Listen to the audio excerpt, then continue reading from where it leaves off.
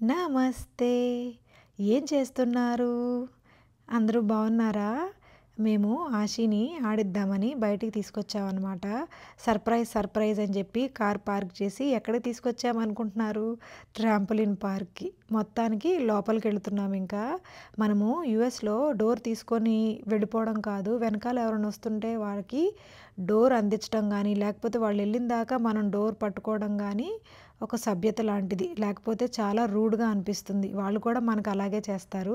Trampoline park తెచ్చారా నన్ను అని చెప్పి చాలా హ్యాపీగా ఫీల్ అవుతుంది. ఆన్‌లైన్‌లో టికెట్స్ తీసుకుంటున్నాడు వాళ్ళ నాన్న.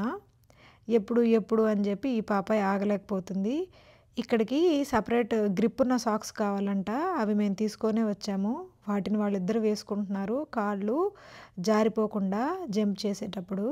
రకరకాల ట్రాంపోలిన్స్ ఎగరటానికి, దూకటానికే కదా! దాంట్లోనూ బాస్కెట్ బాల్స్ అని ఏవేవో ఉన్నాయి. మొత్తం ట్రాంపోలిన్సే. ఆ చివరి నుంచి ఈ చివరి వరకు.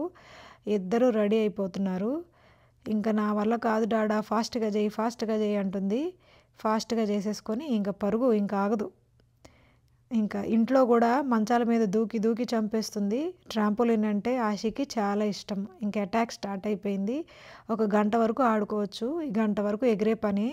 చైల్డ్‌తో పాటు ఒక అడల్ట్ ఎళ్ళొచ్చనమాట. పెద్దవాళ్ళెవరన్నా. వామ్మో! ఈ దూకటం నా వల్ల కాదని చెప్పి వాళ్ళిద్దరినే ఎళ్ళమన్నాను. ఇదిగో ఏదో బర్త్‌డే జరుగుతుందిక్కడ. ఒక 20 మంది పిల్లల దాకా వచ్చారు. బుక్ జేసుకోవచ్చనుకుంటా. అటు దూకి, ఇటు దూకి అలిసిపోదు ఈ పిల్ల. ఆడి. డాడా నన్నిసిరేయి, డాడా నన్ను తోసేయి అని చెప్పి అడుగుతుంది. అదిగో లేపి విసురుతున్నారు వాళ్ళ నాన్న. నేనెక్కడ లేపుతాను ఆషిని, పెద్దదైపోయింది. నేను ఎత్తలేకపోతున్నాను ఆషిని ఇంకా. ఈ రైడేమో నేను ఎక్కలేను నాన్న, నాకు భయమేస్తుంది డాడా, ఒకసారి నువ్వు చూపిచ్చు అని అడుగుతుంది.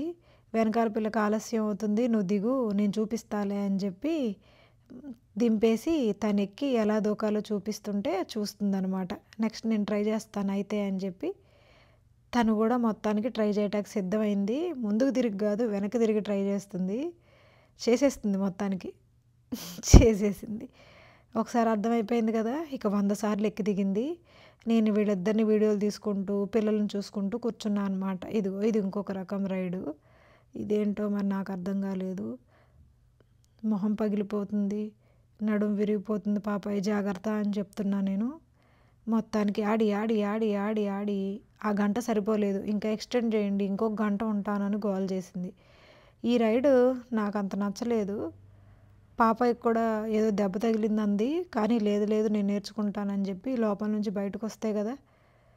ఇంకొచ్చేసింది బయటికి.